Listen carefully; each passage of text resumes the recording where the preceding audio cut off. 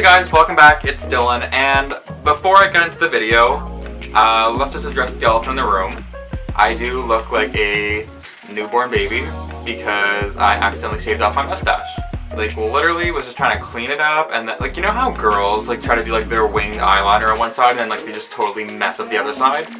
The male equivalent to that is like their mustaches. Like, literally was just trying to clean it up and then accidentally shaved it off, and this was the result. So yeah. But anyways, I want to do a Instagram hacks or like how to step up your Instagram game kind of video because, let's face it, Instagram is what runs the world nowadays. Like, it just does. And whether you're a company or individual and you are not on Instagram, you are missing out on so many great opportunities and benefits, I guess, like, because it either can benefit you with your job, getting a job, putting out just like great content, meeting people. Like, it's just how the world works nowadays and how we connect and interact. So if you're not on it, get on it. And if you want to learn some cool tips and tricks that I've used that I find helpful. And also, side note, I do not consider myself an Instagram expert in any way, an influencer or like things like that. I have just got a few questions about how I do things on my Instagram that I want to answer through YouTube. Yeah, no way do I see myself as being like super popular on Instagram and like living like an Instagrammable life. No.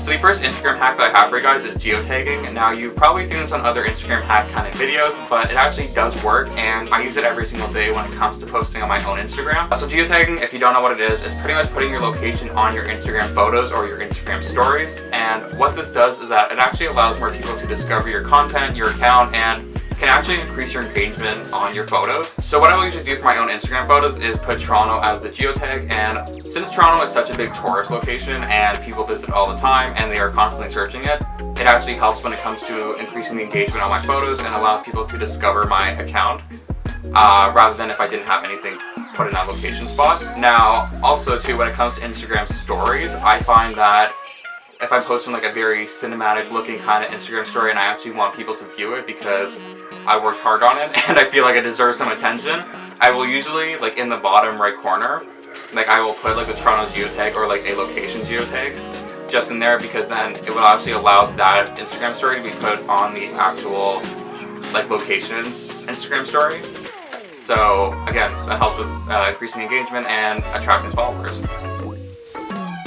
So the second hack that I have for you guys is pretty self-explanatory, but it's actually using Instagram. So like commenting on people's photos, liking it. And I don't mean this in a spamming kind of way, because people do not like when you 50 other photos in a row. It just gets really annoying. It just does. Like, you don't really want to check out someone who's like going through like photos from like 2 years ago. So what I mean by this is if I see someone comment a genuinely nice comment on my photo, or like if I worked hard on something and they actually acknowledge that, then I will actually go take a look at their account, and if they are posting good content, then I will most likely follow them. And that same applies to me when I'm posting on other people's like accounts. Like, if I comment on someone's account and like they see that I post good content, then chances are that they will either look at my photos, like a few of my photos, or even comment back or follow.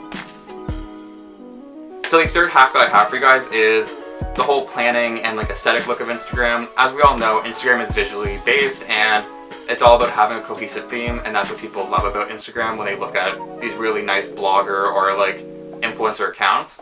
So for me, I edit all my photos on Photoshop and Lightroom, and then I transfer it over to my phone.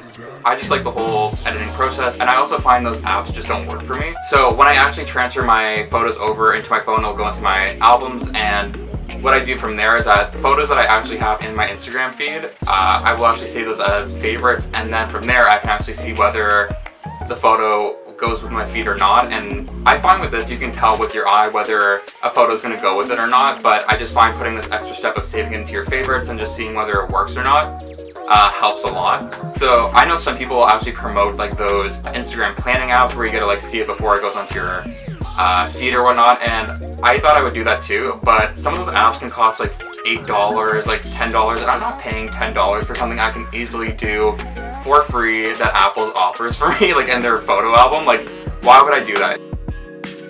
Another Instagram hack that I use almost every single time when it comes to posting, and I feel like a lot of people underestimate this technique, is the whole tagging counts in your photo.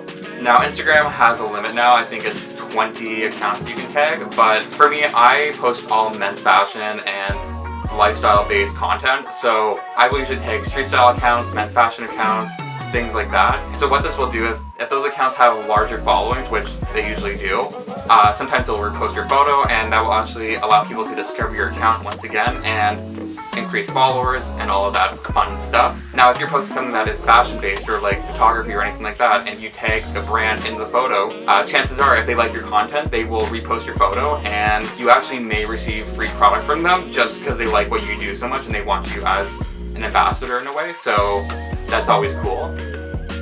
So I think I'm on my like 5th hack at this point. Not sure. Regardless though, it's about understanding your audience, knowing your insights, and like checking your analytics, all that kind of boring stuff but really helpful information. So for me, my demographic is men 18 to 25. And so for me, I find a lot of my photos that were most successful are the ones where I am not taking myself seriously. It's a little bit more comedic. Just because I find for men, they don't like things that are too serious. They just don't like, and also for myself too, like I find that if I see like an outfit photo and someone's just being way too serious about it, I just go right by it. I'm like, nope, I'm not about it.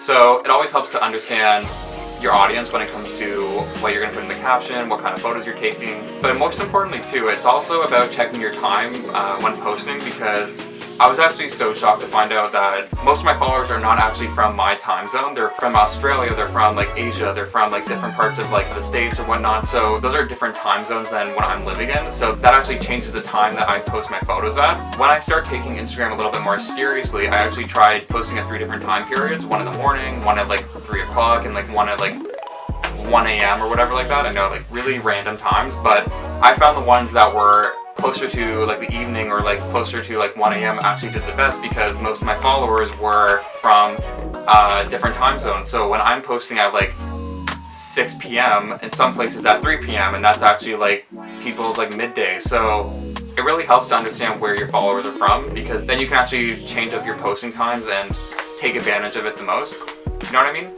So yeah, tips / trick or whatever it is more just a final statement about Instagram. So Instagram is very polluted at the moment, and it's really hard to stand out on a platform like that.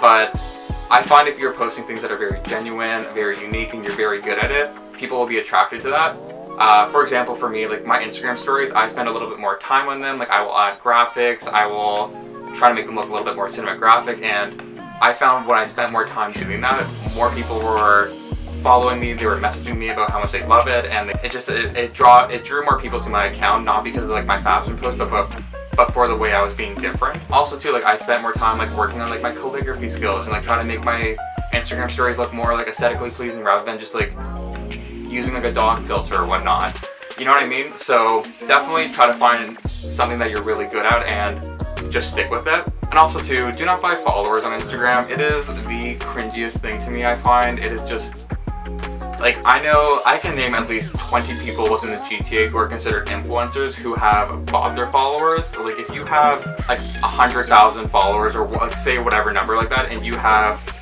1,000 likes on your photo, like you're just reaching that barely, chances are it's not that people are not liking your photos, it's because they are not real people. Like they're just not. And brands, if you want to be an influencer or anything like that and receive products and like live that whole like Instagram life, brands are starting to pick up on that by looking at analytics and by checking your followers and everything, and they're starting to pick up on things like that. Now, they're not the best at it, but they are starting to get a little bit better when it comes to picking these people. So definitely just stick with what you have, put in the time, and things will come up for the best. That's all I'm gonna say. So yeah, so I hope you guys liked this video. If you did, go give it a thumbs up, hit that subscribe button down below, and yeah, see ya.